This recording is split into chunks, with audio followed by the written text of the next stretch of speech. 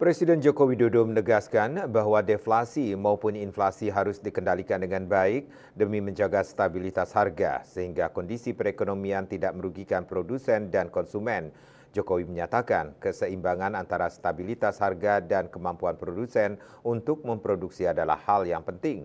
Pemerintah akan terus berupaya untuk memastikan stabilitas harga yang berkelanjutan guna melindungi produsen maupun konsumen di seluruh sektor perekonomian.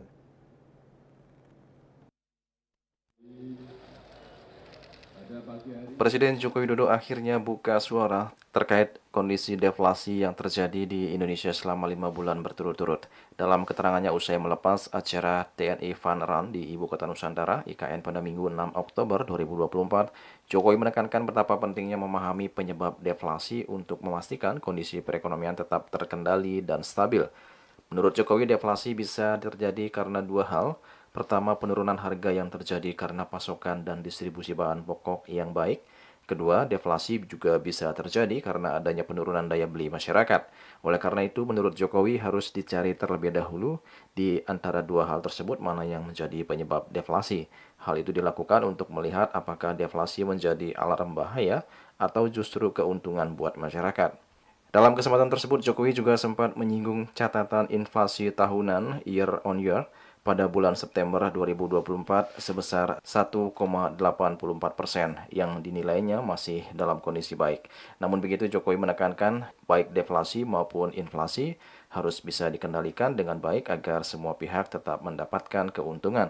Meski diakui Jokowi menjaga keseimbangan bukanlah hal mudah, namun ia memastikan pemerintah akan terus berupaya untuk memastikan stabilitas harga yang berkelanjutan guna melindungi baik produsen maupun konsumen di seluruh sektor perekonomian.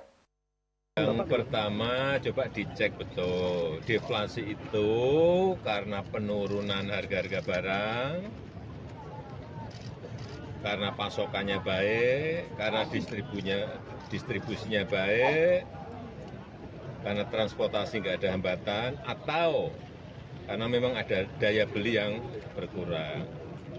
Tetapi apapun yang namanya deflasi maupun inflasi itu dua-duanya memang harus dikendalikan.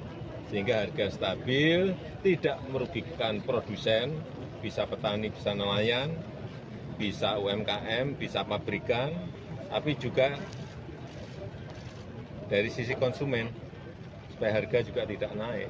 Pengendalian itu yang diperlukan, keseimbangan itu yang diperlukan, dan kita saat ini kalau terakhir inflasi year on year itu kira-kira 1,8.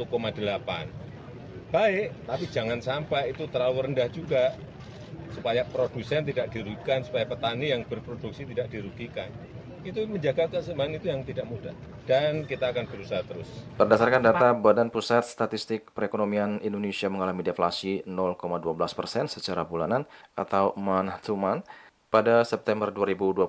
Tren deflasi ini telah berlangsung sejak Mei 2024 dengan rincian deflasi 0,03% pada bulan Mei, 0,08% pada bulan Juni, kemudian 0,18% pada bulan Juli, 0,03% pada bulan Agustus, dan 0,12% pada bulan September 2024. Juli Suwarti dan Ketut Sumadias melaporkan.